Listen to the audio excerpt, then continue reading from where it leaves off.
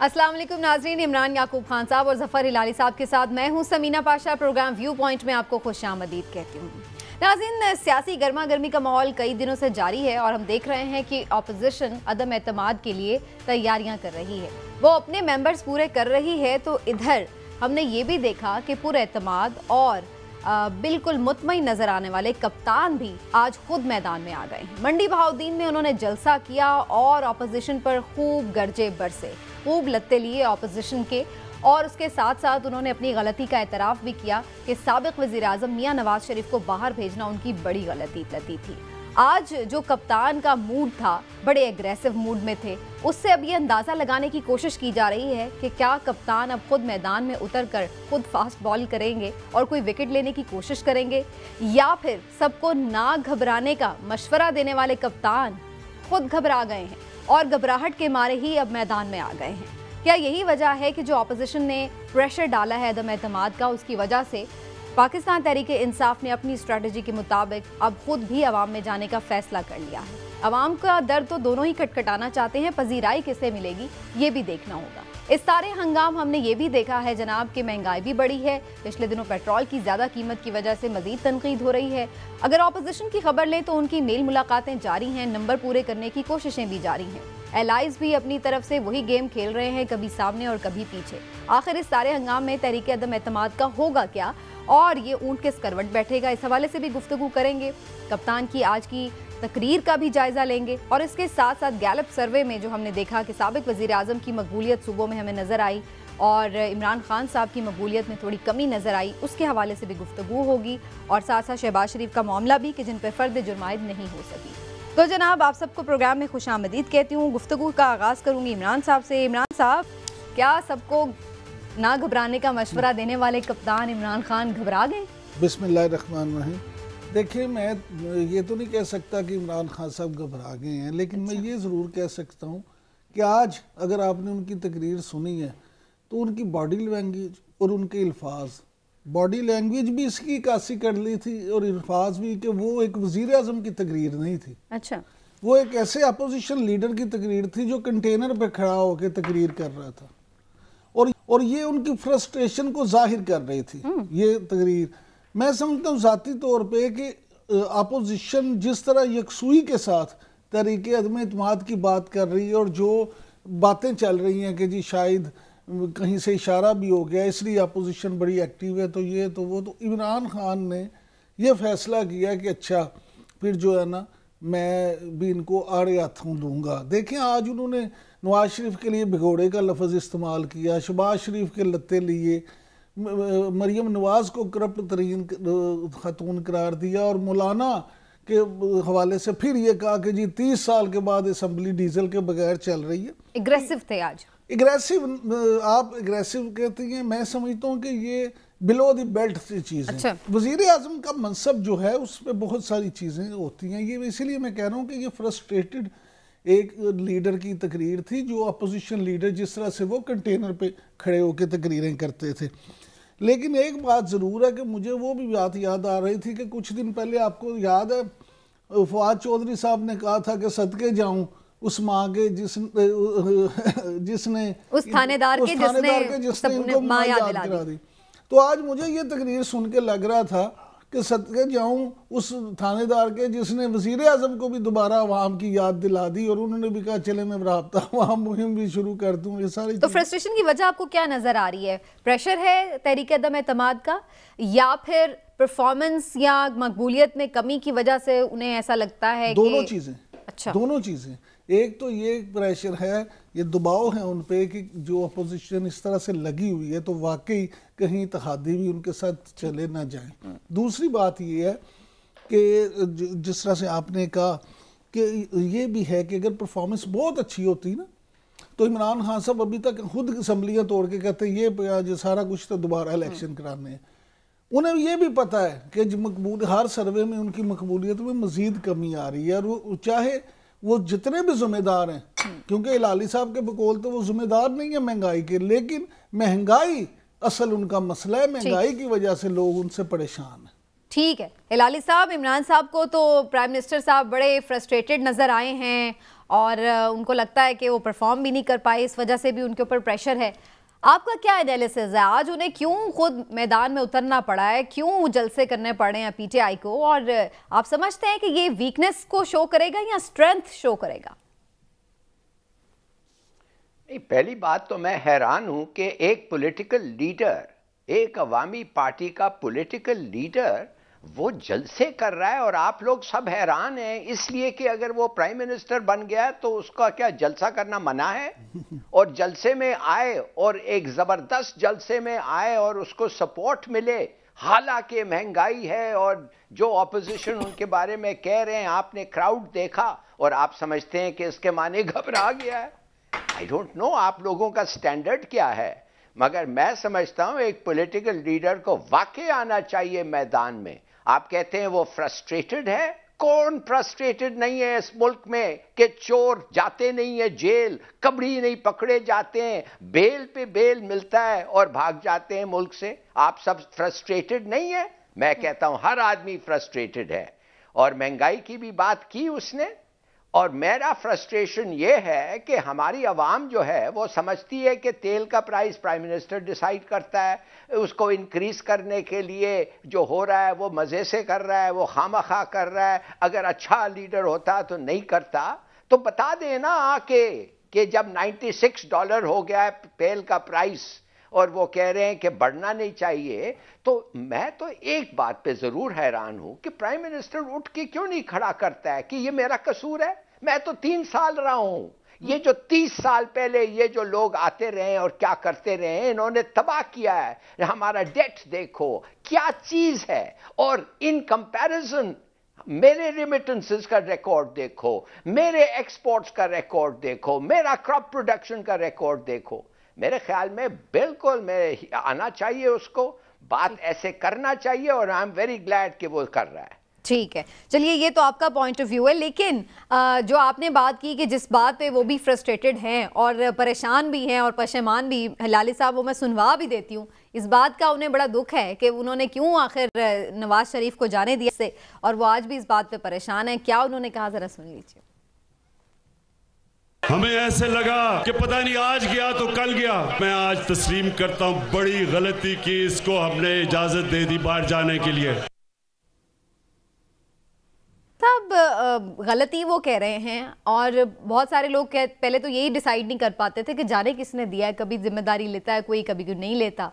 तो आज उन्होंने कहा है कि भाई मैं बिल्कुल तस्लीम करता हूँ कि मैंने जाने दिया और एक गलती की मैंने। मैं तो हमेशा ये कहता था, असद उमर साहब का भी हमने, याद है आपको? गलती क्यों लग रही है वैसे ने? इसलिए गलती लग रही है कि वो अब ये समझते हैं कि वज़ीर आज़म इमरान खान अगर उन्होंने नवाज शरीफ को ना भेजा होता, बाहर ना जाने दिया होता, तो शायद यहाँ पे अगर वो रहते तो इन पे इस तरह से प्रेशर ना होता। वो ये समझते हैं कि उनके बाहर जाने से अपोजिशन का तो जो तासुर बनना था अवाम में, वो जो उनका एक ये था, आप कह सकते हैं कि जी जो कहते थे कि करप्शन को खत्म करेंगे, जो उनका बयानिया था, और उसके सबसे बढ़ के जो एक परसेप्शन वो क्रिएट करते थे कि मैं करप्शन को ख़त्म करूंगा, उस परसेप्शन को नुकसान पहुंचा। इसलिए वो आज ये बात कर रहे थे कि मैंने वो गलती की। देखिए, वज़ीर आज़म इमरान खान साहब जो तकरीरें कर रहे हैं बिल्कुल अच्छी बात है, ज़रूर करें। हर लीडर को ये हक़ हासिल है, और वज़ीर आज़म को तो डबल हक़ हासिल है क्योंकि वो वज़ीर आज़म भी है। लेकिन वज़ीर आज़म को चाहिए कि अब 3.5 पौने 4 साल के बाद अपनी अचीवमेंट्स बताएं, ये बताएं कि जनाब देखें हमने अपनी हुकूमत में ये नहीं, उस तरह से नहीं। आप वही तकरीरें रटी रटाई, यकीन करें लोगों को ये बातें याद हो गई हैं, ज़बानी याद हो गई हैं। आप देखें सोशल मीडिया पे देहात के बच्चे हैं जो बेचारे, और जो अनपढ़ जो लोग हैं वो भी उसी स्टाइल में तकरीरें करके तो उन्होंने सोशल मीडिया बढ़ा हुआ है, जिनको रटी रटाई हैं ये तकरीरें। खुदारा अब ये तकरीरों को छोड़ दें, अब इस बात की तरफ आए कि जो आपने किया या अब आप क्या क्या करने जा रहे हैं। सही है, इसके वैसे ग्लिम्स तो उन्होंने दिए आज की स्पीच में। लेकिन हिलाली साहब, प्राइम मिनिस्टर, साबिक प्राइम मिनिस्टर के ऊपर गरजे बरसे, उन्हें आज फिर से चोर डाकू कहा, और साथ में ये भी कहा कि जनाब उन्हें बड़ी अफसोस होता है कि उन्होंने क्यों जाने दिया, गलती थी उनकी। नवाज शरीफ यहाँ उनके लिए डेंजरस था या वहाँ? देखिए गलती नहीं थी, ये गलती से बड़ी, बहुत बड़ा गलती था ये। एक ब्लंडर था और एक बहुत बड़ा ब्लंडर। और मैं आपको बताता हूं, ये काफी नहीं है इनको आके कहने कि ये मेरी गलती थी, इनको माफी मांगना चाहिए कौम से। इसलिए मैं कह रहा हूं, वो आदमी जो था उसको क्यों आप बाहर भेजा? क्या आप एक गरीब आदमी को बाहर भेजते? एक अमीर आदमी को आपने बाहर भेजा, एक ताकतवर आदमी को आपने बाहर भेजा। क्या अब एक बेचारा गरीब होता और मैं भी कहता चलो जाओ मैं तुम्हारा पैसे देता हूं तुम्हारे हार्ट ट्रीटमेंट के लिए, क्या इन लोग जाने देते? बिल्कुल नहीं जाने देते। ये बेमिसाल है। 74 साल में कभी हुआ ही नहीं है कि एक आदमी कन्विक्टेड फेलन पाकिस्तान से निकल के बाहर जा रहा है 50 रुपये के कागज पे। ये सबसे बड़ी गलती जिससे वो पछता रहे हैं और भी पछताएंगे। इसलिए उधर बैठ के क्या कर रहा है शरीफ, मुझे पता, लोगों को पता है, हमें रिएक्शन इधर आ रहे हैं, इंफॉर्मेशन इधर आ रहे हैं, किसको मिलना, क्या करना, क्या प्लान करना। बिल्कुल बड़ी गलती थी। मगर लेकिन हिलाली साहब उस वक्त तो सब ये कह रहे थे ना कि भाई उनको कोई सजाए मौत तो नहीं मिली, अगर वो बंदा बीमार है, उसकी जान को खतरा है तो जाने दें। अदालतें भी परमिट कर रही थी, तो सारा एक माहौल बना हुआ था हर तरफ से कि जी वो बहुत तबीयत खराब है। झूठ था वो पूरा, सबको पता है। वो एक खेल थी, ये प्लेटलेट्स का खेल नहीं पता चला? सबको नहीं पता चला? 1,50,000 से 4 लाख प्लेटलेट्स होना चाहिए और ये 20,000 प्लेटलेट से सीढ़ियां चढ़ रहा है। ये नहीं पता था उनको? Absolute nonsense. खुदा के लिए ऐसा ना कहें। और इनको माफी नहीं, इनको सर झुका देना चाहिए लोगों के सामने कि ये स्कैंडल। तो फिर आपका इस पे स्टांस क्या है लाली साहब? हाँ, मैं यही पूछ रही थी, आपका स्टांस क्या है कि उन्हें प्राइम मिनिस्टर साहब को बेवकूफ बन जाने पर माफी मांगनी चाहिए कि उन्हें पता नहीं चल सका, या फिर इस बात पर माफी मांगनी चाहिए कि वो शामिल थे अगर ये किसी प्लान या डील के तहत प्राइम मिनिस्टर साबिक जो थे वो गए? तो क्या आपको लगता है दोनों में से कौन सा ऑप्शन है?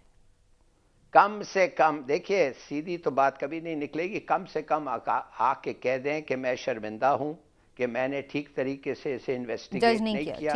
मैं शर्मिंदा हूं कि मुझे जो एडवाइस मिला था गलत था, और वो लोगों ने जिसने दिया था उनको किसने पुट अप किया था, मैंने इंक्वायर नहीं किया। ठीक है, इमरान साहब आपका क्या ख्याल है, जाने देना चाहिए था? देखिए बात ये है कि वैसे तो इमरान खान साहब यू टर्न कई लेते रहे, तो इसमें भी यू टर्न ले लें, क्या फर्क पड़ता है? वैसे सही फैसला था उस वक्त जाने देना। मेरी बात सुने, मैं आपकी राय में उन्हें पता था, सब पता था। और मैं आज भी ये कहता हूँ, जो हमेशा से मेरा मौक़िफ़ रहा है, कि सरकारी हस्पतालों में से डॉक्टर फैसल सुल्तान भी आके अगर चेक करें, और उसके बाद डॉक्टर यास्मीन राशिद भी आपकी वजीर हों, सारी हुकूमत आपकी हो और ये सारी रिपोर्ट्स हों, तो हो नहीं सकता कि हुकूमत की मर्जी के बगैर अगर कोई इस तरह की जो है ना गलत रिपोर्ट आ जाए।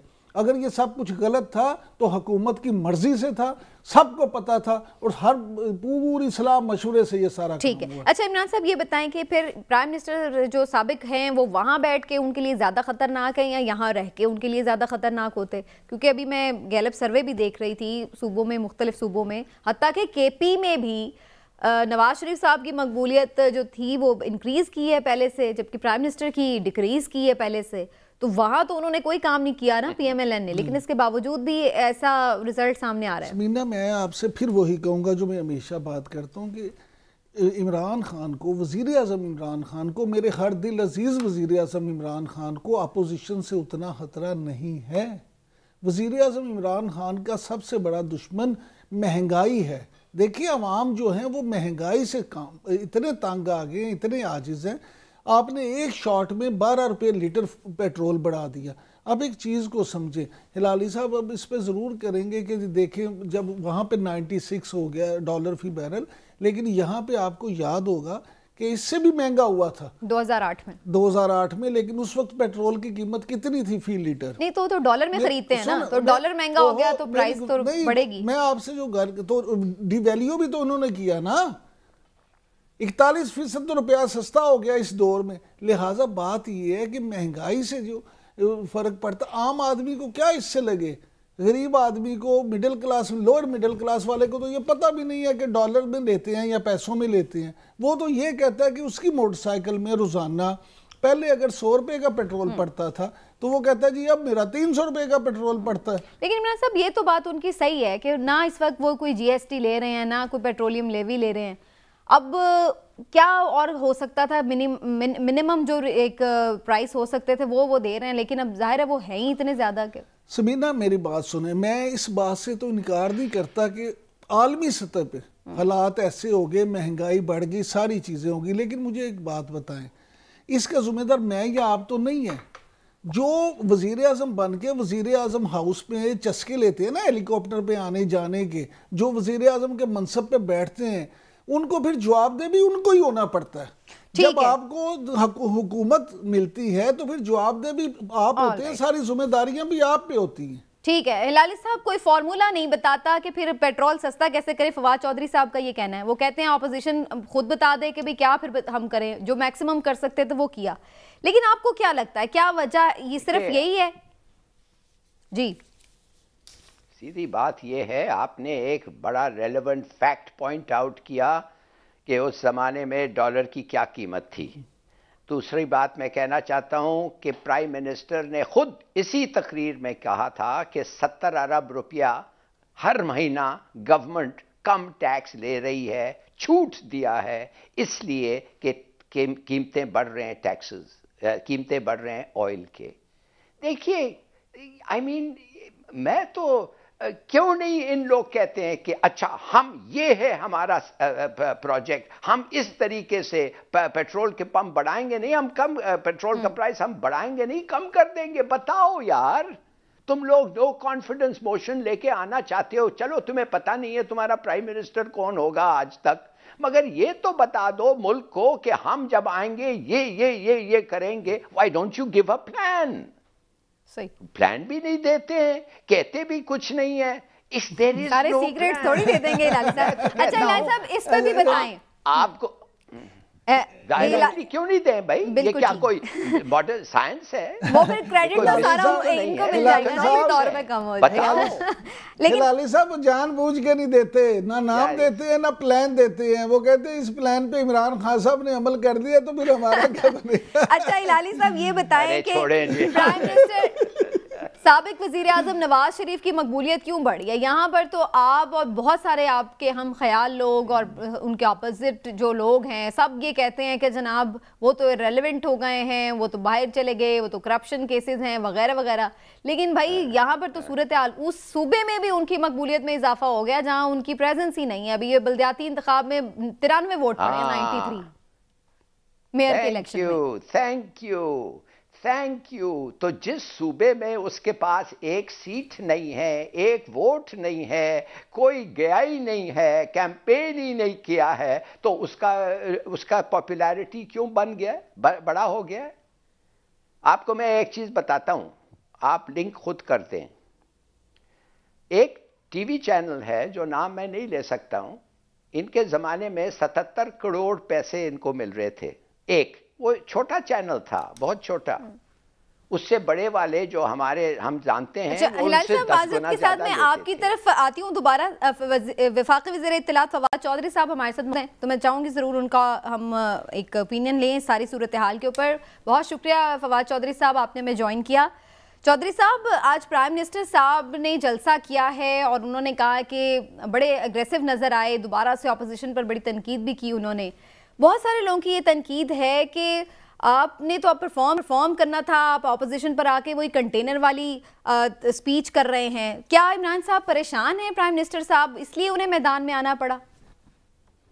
ये पता नहीं किस बेवकूफ आदमी का यह ख्याल है, क्योंकि उसकी वजह यह है कि जब आप एक इलेक्शन की कैंपेन में निकलेंगे तो पॉलिटिकल स्पीच ही करेंगे ना, और जब आप एक इलेक्शन होने वाले 2 महीनों में मुकामी हुकूमतों के पंजाब में, तो उसकी जो स्पीच होगी जलसे की उसी हिसाब से होगी। और जाहिर है कि अपोजिशन के को एक्सपोज करना जो है वो एक अहम पॉलिटिकल स्ट्रैटेजी है, और उसके ऊपर जो है वो स्पीच है, इसमें क्या प्रॉब्लम? लेकिन फवाद चौधरी साहब, लोग ये तो सवाल करते हैं ना कि ये तो हम उस वक्त भी सुनते थे, गवर्नमेंट में आने के बाद तो हम ये देखना चाहते थे कि सजाएं हो जाती, वो नहीं हुई, तो फिर ये स्पीचेस सिर्फ बातें ही लगती हैं, महज खोखली। देखो ये भी बात बिल्कुल गलत है।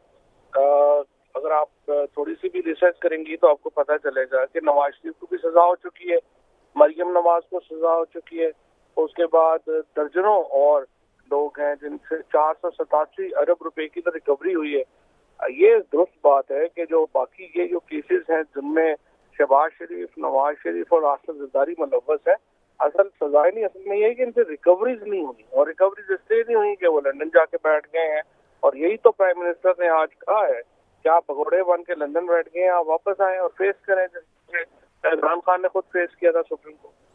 लेकिन फवाद चौधरी साहब, जो ये अदम एतमाद की तहरीक की तैयारी हो रही है अपोजिशन की जानिब से, इसका भी कोई प्रेशर है जिसकी वजह से प्राइम मिनिस्टर साहब ने ये सोचा है कि वो खुद अवाम में जाएं और अपना केस अवाम के सामने खुद रखें?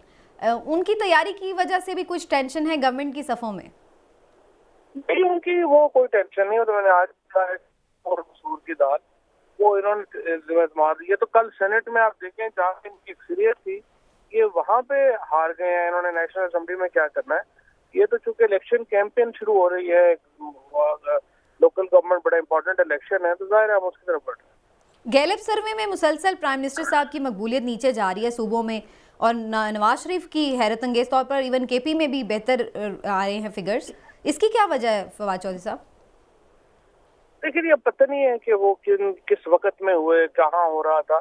अब आजकल में इंडिपेंडेंट सर्वेज जो हैं वो करवाते हैं और उसमें देखते हैं कि क्या सूरत हाल है। अगर लोग नवाज शरीफ जो है वो केपी और सिंध में ऊपर जा रहे हैं तो फिर वो सर्वे तो वैसे ही मशकूक हो जाता है। अभी मसलन अगर आप देखें ना कि जो लोकल गवर्नमेंट के इलेक्शन हुए हैं, वहाँ पे जो DI खान में PMLN के कैंडिडेट को 75 वोट पड़े हैं।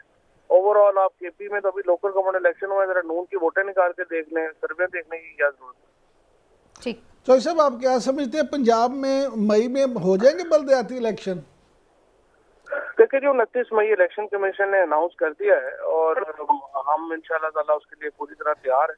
और ये सिर्फ इस्लामाबाद हाई कोर्ट का एक फैसला है कि ऑर्डिनेंस पे इलेक्शन नहीं हो सकते। तो अभी भी चीफ मिनिस्टर साहब से यही बात हो रही थी कि इसको जल्द से जल्द एक्ट मंजूर कराया जाए ताकि ये इलेक्शन हो सके। ऑर्डिनेंस के ऊपर इस्लामाबाद हाई कोर्ट ने कम से कम इलेक्शन रोक दिया। आप क्या समझते हैं कि अपोजिशन इस एक्ट को पास कराने में हुकूमत की मदद करेगी या रुकावट डालेगी?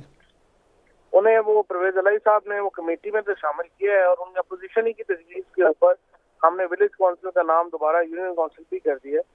तो अब उनको चाहिए कि इसको पास कराने में मदद करें। और एक दोबारा जो है, देखिए ये इमरान खान का बहुत बड़ा काम है कि आप इलेक्शन करा रहे हैं और उसमें जो इख्तियार है वो नीचे आप डिस्ट्रिक्ट में दे रहे हैं। ये बहुत बड़ी एक रेवोल्यूशन है और इसमें सब इमरान खान के साथ है। अच्छा, लास्टली ये बता दीजिए चौधरी साहब कि सिंध में आपकी पार्टी में बड़ी इंतशार सा नज़र आ रहा है, बहुत सारे लोग मुस्ताफ़ी हो गए, वहाँ क्या वजह बनी है, क्या हो रहा है वहाँ पे? नहीं, कोई ऐसा इंतशार नहीं है। वो अपना जब भी नई लीडरशिप जाएगी इस तरह की छोटी मोटी चीज़ें जो है वो चेंजेस होती हैं, वो ठीक हो जाएगा। कोई ऐसा इनफैक्ट प्रॉब्लम नहीं। ठीक है, बहुत बहुत शुक्रिया आपका फवाद चौधरी साहब, वफाकी वज़ीर इत्तलात। और उनका ये कहना है कि कोई टेंशन नहीं है अपोजिशन की। हिलाल आपकी तरफ मैं आ जाऊं, अगर आप जो बात कर रहे थे अपनी कंप्लीट कर लें, फिर मैं ब्रेक की तरफ जाती हूँ। जी देखिए सीधी सादी बात है, क्या ये पॉपुलैरिटी का ये ले रहे हैं? जैसे इसने कहा वो वोट नहीं करता है, उसको वोट नहीं मिलता है, सीट नहीं मिलता है, कोई जानता ही नहीं है उसको, और आप पॉपुलैरिटी 5000 लोगों को आप लेते हैं, उनको आप पोल करते हैं, खुदा जाने आप कैसे पोल करते हैं। देखिए, और इस मुल्क में क्या नहीं हमें पता है, क्या नहीं हमें पता है, क्यों, किस, what makes the things happen. क्या हमें नहीं पता है कि पैसों की क्या असर हो रही है? मैं आपको बता रहा था 72 करोड़ रुपया दिया है एक चैनल को मिसाल के तौर पे, ये साहब देते ही नहीं है। इमरान खान साहब ने रोक दिया है, वो कहते मैं नहीं देता पैसा। जब आप पैसे नहीं देंगे तो आपको गुड पब्लिसिटी नहीं मिलेगा। It's a fact. ये मैं नहीं कहता कि इनकी गलती है, वो कहते हैं कि भाई हमारा कोई ऑब्लिगेशन नहीं है, हमारे पे कोई मॉरल प्रेशर भी नहीं है। अगर हर तरह हमारे पैसे रुक रहे हैं तो हम क्यों इसकी तारीफ करें? बिल्कुल सही, ये आपका, अगर that's your point of view, मगर इसका मतलब तो ये नहीं है ना कि आप जाके रॉन्ग स्टेटिस्टिक्स लें और आप जाके माने कि अनप्रोफेशनली काम करें। और आज इसीलिए वो सहाफियों से थोड़े-थोड़े से शिकवे कर रहे थे प्राइम मिनिस्टर साहब, वैसे ही लाली साहब कि वो सही पूरी बात बता रहे हैं। मैं भी बात करूंगा, पहले आप ब्रेक ले लें। चलिए ठीक है, ब्रेक ले लेते हैं जी, वापस आते हैं पॉलिटिकल डिस्कशन को आगे बढ़ाएंगे। ब्रेक के बाद हमारे साथ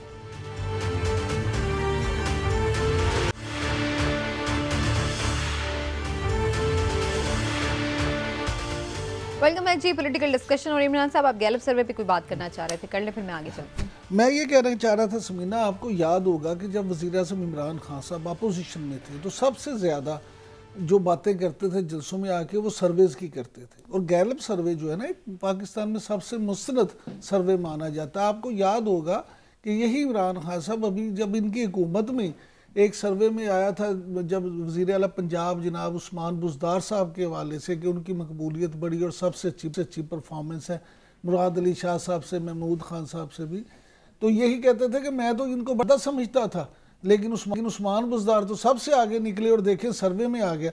हमारे यहाँ अलमिया ये है कि जो सर्वे ऐसा हो जिसमें हुकूमत की तारीफ हो जाए, उसमें हुकूमत कहती है जी ये सर्वे बड़ा मुस्तनद है, और जिसमें अपोजिशन की हो, अपोजिशन कहती है ये सर्वे ठीक है, बाकी सारे गलत है। तो ये तो फिर बात सही हुई ना, सर्वे इसका मतलब होते हैं। मैं कहना मैं ये चाहता हूँ कि सर्वेस जो है ना, देखिए आम तौर पे ये सर्वेस ठीक होते हैं, लेकिन ये अपने अपने उसके मुताबिक इसको इस्तेमाल करते हैं। मोम की नाक बना लिया हमने कवानीन को भी, सर्वे को, ठीक हो गया। अच्छा जी, थोड़ा आगे बढ़ते हैं। ये थोड़ा हम बात आज करना चाह रहे हैं खासतौर पर पीटीआई सिंध के हवाले से, जहाँ पर 6 नए ओहदेदार 24 घंटों में मुझे हो गए हैं। फवाद चौधरी साहब अभी कह रहे थे कि ये तो कोई इशू ही नहीं है, जब लोग इधर उधर होते हैं, थोड़ा सा सेटअप चेंज होता है तो कुछ ऐसी चीज़ें सामने आ जाती हैं। लेकिन क्या वाकई सब इतना मसले मसाइल वाला नहीं है जैसे चौधरी साहब मुतमईन थे? हिलाली साहब, आपकी क्या खबर है, पीटीआई सिंध में क्या हो रहा है? पहले भी हमने देखा था यहाँ पर इश्यूज रहे हैं, पहले जो ऑपोजिशन लीडर सिंध असेंबली के वो मसाइल, फिर कोई अली जैदी से नाराज हो जाता है, और अब फिर 6 इस्तीफे आ गए। जी हाँ, बिल्कुल। मैंने को पता करने की कोशिश की। एक तो वो अली जुनेजो ने अपना रेजिग्नेशन वापस ले लिया है, और एक्चुअली कुछ लोग हैं, ये जो ओनर का अपॉइंटमेंट अली जैदी ने किया है, इसके खिलाफ मेरे ख्याल में कुछ लोग थे जिन्होंने अपने पार्टी के ओहदे से उन्होंने इस्तीफ़ा दे दिया। मगर मेरे ख्याल में समीना, इन पार्टी के अंदर ये बातें होते रहते हैं। I don't think they are important, because important ये होता कि अगर हलीम शेख खुद अपना इस्तीफ़ा दे देता और कहता कि मैं लीडर ऑफ द ऑपोजिशन नहीं बनना चाहता एक्सेट्रा, उस वक्त तो मेरे ख्याल में that would have shown a rift. मगर वो उसने नहीं किया है, वो कहता है मैं वाइस प्रेसिडेंट नहीं बनना चाहता पार्टी का। तो his way of registering a protest, मेरे ख्याल में उस हद तक रखना चाहिए, इसकी और कोई ख़ास बात नहीं है। लेकिन लाली साहब, फिर ये जो लोग ये रिज़ाइन कर रहे हैं, ये इनसे सेटल हो जाएंगे मामलात, या फिर ये ना हो ना कि फिर वो और ही छोड़ के कहीं और चलते बने?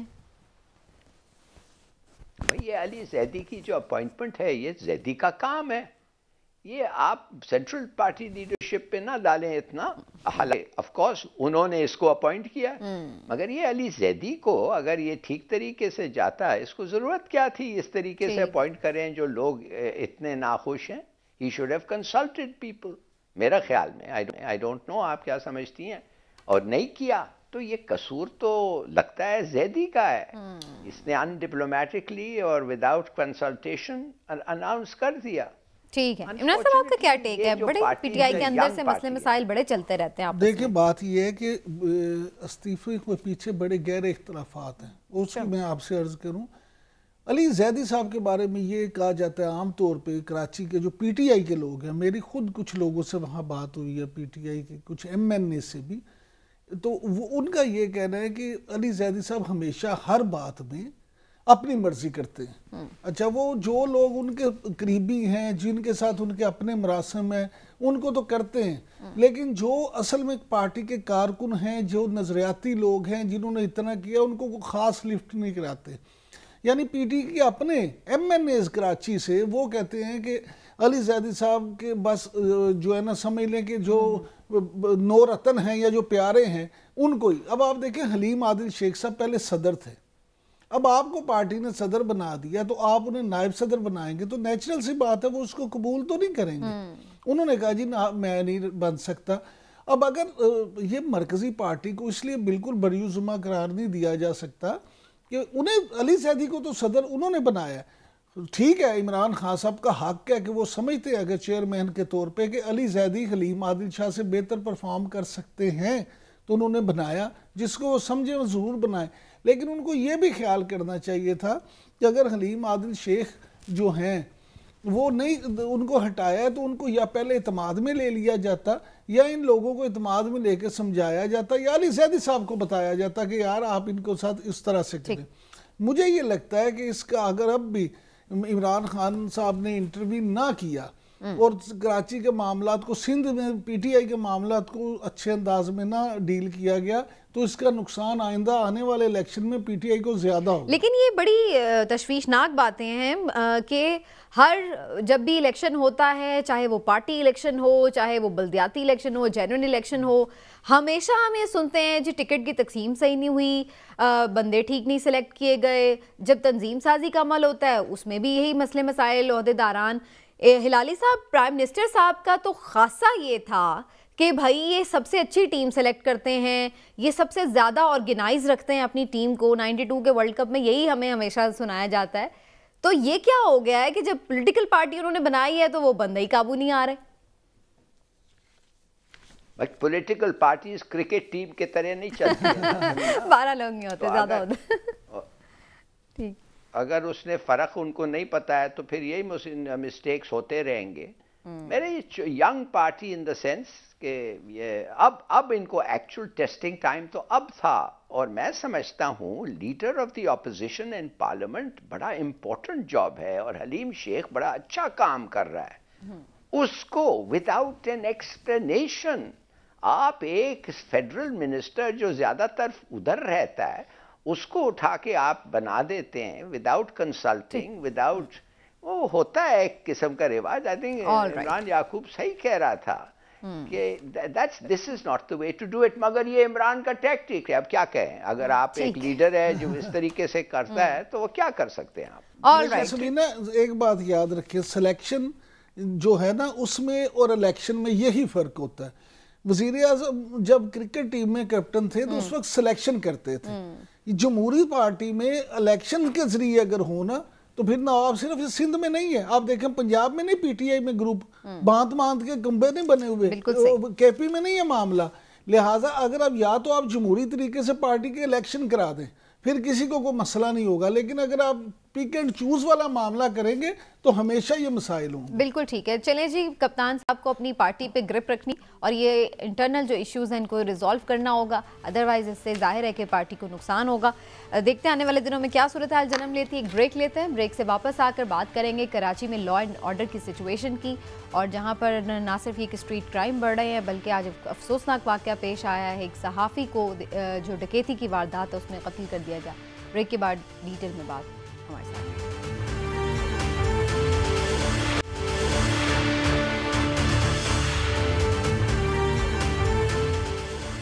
वेलकम बैक नाज़रीन। कराची में हम देख रहे हैं कि स्ट्रीट क्राइम में बड़ी तेज़ी से इजाफा नज़र आ रहा है। ना सिर्फ ये कि डकैती की वारदातें, चोरी की वारदातें बहुत ज़्यादा बढ़ गई हैं, बल्कि इसके साथ साथ डकैती की वारदातों में ना सिर्फ ये कि आम शहरियों की जानें जा रही हैं, उन्हें लूटा जा रहा है, इसके साथ साथ हम मुख्तलिफ तशद्दुद के वाक़यात भी देख रहे हैं। ये सब सूरत हाल क्यों ऐसी हो रही है और चंद दिनों में ही इस किस्म के वाक़यात हमें इतने ज़्यादा क्यों नज़र आ रहे हैं। बल्कि अगर मैं थोड़ा सा कोट भी आपको कर दूँ तो गुज़श्ता 13 माह की जो रिपोर्ट जारी की गई है उसके मुताबिक गन पॉइंट पर कुल 4453 मोटरसाइकिलें छीनी गई हैं। इसी तरह से गुज़श्ता साल शहर के मुख्तलिफ इलाकों से 46,000 मोटरसाइकिलें छीनी गईं, और इसी तरह से एक लंबी तादाद है जो कि मैं देख रही हूँ कि मोबाइल फ़ोन छीनने के वाक़यात हैं, और फिर डकैती के दौरान मज़ाहमत के ऊपर कत्ल की भी वारदातें हुई हैं। ये सब क्यों है, क्या है, इसके हवाले से गुफ्तगू करना बड़ा ज़रूरी है। और ख़ास आज इसके लिए हमने दावत दी है गुफ्तगू के लिए फ़हीम सिद्दीकी साहब को, जो कि सीनियर सहाफ़ी हैं और कराची के मामलात पर खासी गहरी नज़र है। इनकी अमन व अमान की सूरत हाल के हवाले से इनका तज्ज़िया भी जानेंगे। बहुत शुक्रिया आपका फ़हीम, आपने हमें आज ज्वाइन किया। फ़हीम साहब, सबसे पहले तो आपसे यही जानना चाहूँगी मैं, आज तो एक बहुत ही अफसोसनाक वाकया पेश आया है। जो सहाफ़ी अतहर मतीन हैं उनको डकैती की इसी तरह की एक वारदात के दौरान जो है वो कत्ल कर दिया गया, जाँ बहक कर दिया गया। क्यों इस किस्म के वाकयात में इतनी तेज़ी से इजाफा देखने में नज़र आ रहा है और पुलिस इनको रोकने में नाकाम क्यों है? देखिए, पुलिस रोकने में सिर्फ नाकाम नहीं है बल्कि हमें बेबस भी नज़र आ रही है। और आज का जो वाकया है पुलिस की इसी बेबसी की वजह से पेश आया है। आवाम ने भी ये बात समझ ली है कि पुलिस नाकाम भी है और बेबस भी है। तो शहरी जो है अब अपने तौर पर क्राइम को कंट्रोल करने की कोशिशों में लग गए हैं। आज का वाकया आप देखें, जो सीसीटीवी फुटेज भी सामने आई है उसमें बहुत वाजे है कि अतहर मतीन ने एक शहरी से मोटरसाइकिल छीनते हुए उसे बचाने की कोशिश की। और सिर्फ अतहर मतीन नहीं, एक और शहरी ने भी।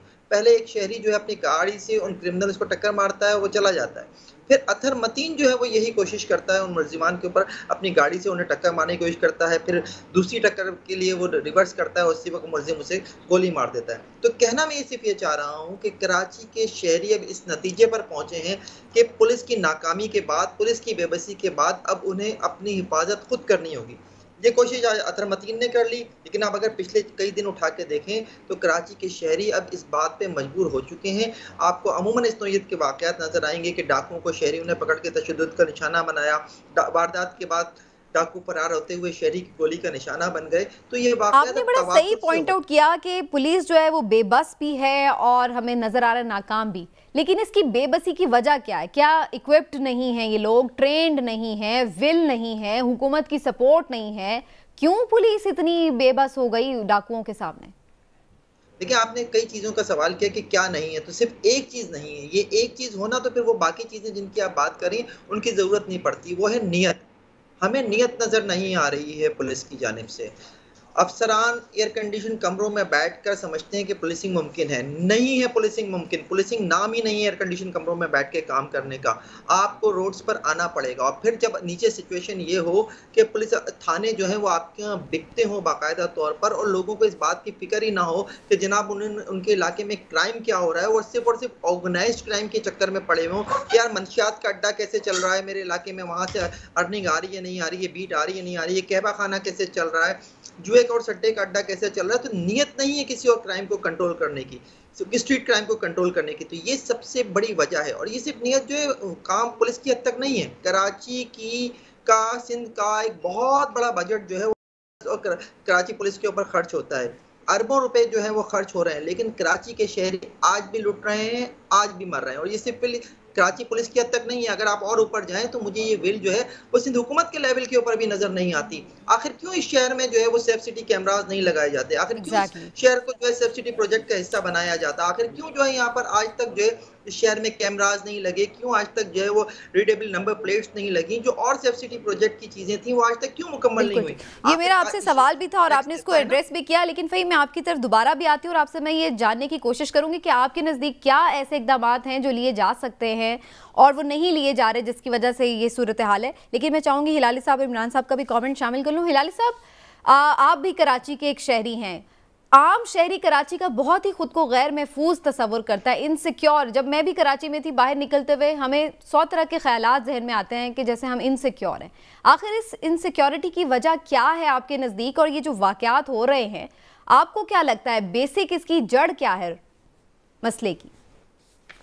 देखिए, पहली बात तो ये है कि अगर आप सिंध के पुलिस फोर्स में आना चाहते हैं तो आपके पास 7 लाख रुपया होना चाहिए।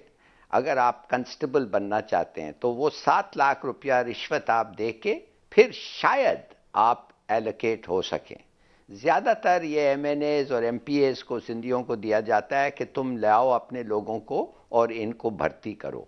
अगर आप एक ट्रैफिक लाइट में आके दे दें कि रूरल सिंध से जो लोग आते हैं उनको तो सड़कों का तो कुछ पता ही नहीं है, उनको ट्रैफिक लाइट्स पता नहीं क्या देखा है, सडनली उनको हम ट्रैफिक ऑफिशियल समझने थे, दे नो नथिंग। दूसरी बात यह है कि ये एक तो वो रिश्वत, फिर ये सब वडेरों के ये है भाई। दिस आपको मैं क्या बताऊं, मेरे साथ हुआ है, बल्कि तो अखबार में भी आ गया था कि 2 आदमी बैठे और कहने लगे चलो। तो मैंने कहा किधर चलें? आगे दीवार है। कहता अच्छा ठहरो। वो गाड़ी से उतरा, कहने लगा मैं मुझे रिवर्स करा रहा था। मैं जब देखा दोनों गाड़ी से उठे, मैंने सेंट्रल लॉक दबाया और मैंने निकला गाड़ी से 10 मिनट 5-10-15 सेकंड के बाद एक पेट्रोल स्टेशन पहुंचा और मैंने कहा देखो देखो मेरे साथ ये हो रहा है। वो हंसने लगा, कहने लगा सर फिक्र ना करें, इधर ये अक्सर ये होता है। कल एक आदमी को 1.5 लाख रुपया उन्होंने उस चाय खाने से ले गए, उसके चोरी बहुत कॉमन चीजें। और मेरा ख्याल है शायद ही कोई शहरी बचा हो जिसके साथ कभी इस तरह का कोई वाकया ना हो, कोई मोबाइल फोन ना छीना हो या कोई इस तरह। लेकिन इमरान साहब, आपका एक वसी तजर्बा रहा है क्राइम रिपोर्टिंग का, और आपने जाहिर है लाहौर की भी पुलिसिंग और इसके ऊपर भी आपकी नज़र है। आपको क्या नज़र आता है कराची जैसा इतना बड़ा शहर, मेट्रोपॉलिटन सिटी, और सबसे बड़ी जो इसकी एक कमी है वो लॉ एंड ऑर्डर की सिचुएशन है। अब अल्लाह अल्लाह करके जो टारगेट किलिंग है उसमें थोड़ी कमी आई है, तो जो दीगर वाक़यात हैं वो इतने ज़्यादा बढ़ गए हैं। कहाँ आपको लगता है कि बेसिक मसले मसाइल हैं जिन्हें एड्रेस होना चाहिए?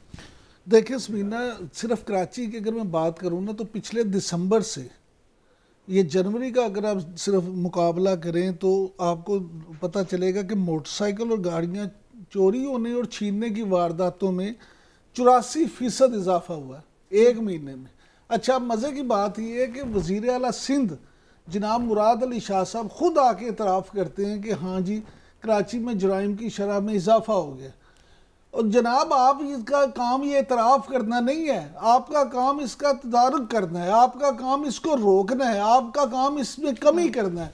जब मेरिट पे पुलिस वाले नहीं लगेंगे, जब ईमानदार अफसरों को खुडे लाइन लगा दिया जाएगा, और जब सिर्फ सिफारिश की बिना पे, पार्टी से ताल्लुक़ की बिना पे, पार्टी के लोगों से रिश्तेदारियों की बिना पे और 62 लोगों की सिफारिश पे DPO लगेंगे, CCPO लगेंगे, SPs SSPs लगेंगे और फिर आगे SHOs लगेंगे, तो फिर उसका नतीजा यही निकलेगा। देखिए, मुझे तो खुद कई दफ़ा कराची रहने का इत्तेफाक हुआ और सालों रहने का इत्तेफाक हुआ है मुख्तलिफ चैनल्स के साथ भी। तो उसमें मैं आपसे अर्ज़ करूं कि फ़हीम को याद होगा जब हमने जियो TV शुरू किया था, तो उस पर के बाद सबसे पहले हमारा जो समझाया जाता था वो ये था कि 2 फ़ोन रखने हैं पास, एक 1500 वाला और एक महंगे वाला। जैसे ही आपने ऑफिस से बाहर निकलना है तो महंगे वाला फ़ोन छुपा लेना है और 1500 वाला बाहर वाली जेब में रखना है, ताकि अगर कोई आके खुदा ना खास्ता आपकी कानपट्टी पे पिस्तौल रख दे तो 1500 वाला उसे दे देना। खाली हाथ भी जाओगे तो वो भी उस पे भी वो शहरियों ने अपनी स्ट्रेटजीज बना ली। मसला ये है हिलाली साहब, सिर्फ 1 मिनट, मैं ये कह रहा हूँ कि ये जब हालात हों तो उसमें बाकी क्या चीज़ अंदाजा खुद ही लगा लिया जाए। और दूसरी बात देखिए, रोड सारे तबाह बर्बाद हो चुके हैं, स्ट्रीट लाइट नहीं है, शारा फैसल तक पे पूरी पे स्ट्रीट लाइट नहीं है। बिल्कुल ठीक। और ये जहाँ वाक़यात इस तरह के ज्यादा हो रहे हैं सेंट्रल कराची में, वहाँ आप देखें सड़कें टूटी हुई हैं, स्ट्रीट लाइट का नामो निशान नहीं है, वारदात करने में आसानी होती है, पुलिस वाले टाइम कम हो रहा है, पुलिस मोबाइल खड़ी होती है, उसके पहले हिलाल साहब शॉर्ट कमेंट कर लें फिर मैं उनसे लास्ट कर। जी देखिए, मैं जल्दी से आपको बताता हूं इनका सेंस ऑफ प्रायोरिटीज। देखिए, एक MQM के MNA को एक लकड़ी लगी तो चीफ मिनिस्टर उसके घर पहुंच गए कंडोल करने के लिए। एक हजारा वाला क्वेटा में मारे गया तो बिलावल भुट्टो जरदारी उसको कंडोल करने के लिए चले गए, मगर 6 लोग मारे गए हैं नवाब शाह में, रोड ब्लॉक किया है और 6 लाशें पड़े हुए थे रोड में, मारे गए थे, कोई नहीं गया। क्यों नहीं गया? मैं आपको बता नहीं सकता हूं क्यों नहीं गया, इसलिए कि इतनी शर्मनाक बात है। तो सिर्फ मैं आपको ये कहना चाहता हूं, इनका सिर्फ एक काम है गवर्नमेंट का, ये बाय द वे ये तोहफा है, 18th अमेंडमेंट का तोहफा है ये, और गवर्नमेंट का। और ये अच्छा फ़हीम साहब, मुझे ये बताइएगा कि अगर रेंजर्स को दोबारा मजीद इख्तियार दे दिए जाएं तो क्या आप समझते हैं कि उससे जराइम की शरह में कोई कमी होगी? देखिए इमरान साहब, मैं हमेशा एक बात करता हूं कि पैरा मिलिट्री फोर्सेस को इतना नीचे के क्राइम कंट्रोल करने का अगर आप वो देंगे तो उनका अपना मोराल भी डाउन होगा। आप कराची पुलिस को क्यों नहीं स्ट्रेंथन करते, सिंध पुलिस को क्यों नहीं स्ट्रेंथन करते? देखिए, जो ग्राउंड फोर्स होती है ना, उसी को पता होता है कि क्राइम कैसे कंट्रोल करना है, उससे ज्यादा पावरफुल कोई नहीं होती। हमारी ग्राउंड फोर्स जो है वो पुलिस है। आपको पुलिस को जो है वो बेहतर करना होगा, इनको सहूलतें देना होंगी, इनको बजट देना होंगे, और फिर सबसे बढ़कर यहाँ से करप्शन खत्म करना होगा। अगर आप इनका करप्शन खत्म करने में कामयाब होगा, करप्शन है क्या? थाने बिकना नहीं चाहिए, थाने में ईमानदार अफसर लगना चाहिए। जो ट्रांसफर पोस्टिंग है वो सियासी बुनियादों पर और पैसे की बुनियाद पर नहीं होनी चाहिए। अच्छे अफसरान लगने चाहिए, वो अफसरान जो पुलिसिंग को एयर कंडीशन कमरों में बैठकर करने का नाम ना समझें, बल्कि फील्ड में जाकर करें। तो जब तक आप ये चीजें नहीं करेंगे, क्राइम कंट्रोल नहीं होगा। फिर सबसे बड़ के बात, सिंध गवर्नमेंट को जो है ना वो संजीदा होना पड़ेगा। इस पे स्ट्रेटेजी तो आपको इतना कमा के दे रहा है, यहाँ सेफ सिटी प्रोजेक्ट होना चाहिए, ये होगा, क्राइम कंट्रोल किसी हद तक हो जाएगा। ये आपने बड़ी जबरदस्त बात की। कोई स्ट्रेटेजी नजर आती है सिंध पुलिस की, कोई प्रायोरिटी? जैसे हम देखते हैं यहाँ पे पेट्रोलिंग पुलिस भी है, डॉल्फिन एहलकार भी हैं लाहौर में, वो भी देख रहे हैं, सेफ सिटी के कैमराज है। खैर यहाँ पे भी चीजें इंप्रूव होने वाली हैं, लेकिन वहां पर तो इस तरह की कुछ चीजें स्टार्ट ही नहीं की गई अभी तक। जी, ऐसा कुछ भी नहीं हमें नजर आता ना। अगर कोई अच्छा अफसर किसी एक पोस्ट पे आके कुछ करने की कोशिश भी करता है तो चंद दिन से ज्यादा अपनी सीट पे नहीं रह पाता। कराची में जैसा भी इमरान आप कह रहे थे कि रोड्स टूटे हुए हैं, स्ट्रीट लाइट्स नहीं है, तो ये सारी चीजें जो है वजूहात बनती हैं क्राइम की, लेकिन आपका कोई फोकस ही नहीं है शहर के ऊपर। और सबसे बढ़ के प्रायोरिटी नजर। वक्त खत्म हो गया, बहुत बहुत शुक्रिया आपका फ़हीम सिद्दीकी, आज आपने हमें वक्त दिया शो में। नाजरीन, गुफ्तगू आपने सुनी, बहुत दिल अफसोसनाक है आज इसलिए क्योंकि अतहर मतीन साहब के साथ काम करने का इत्तेफाक हुआ और उनकी जामहक होने पर हम भी गमज़दा हैं। अल्लाह ताला लवाहिकीन को सब्र दे, लेकिन सिंध हुकूमत को भी सोचना होगा कि शहरियों का जान माल का तहफ़्फ़ुज़ यकीनी बनाया जाए। आज के प्रोग्राम से इतना ही, इंशाल्लाह फिर आपसे मुलाकात होगी। अपना ख्याल रखिए, अल्लाह हाफ़िज़।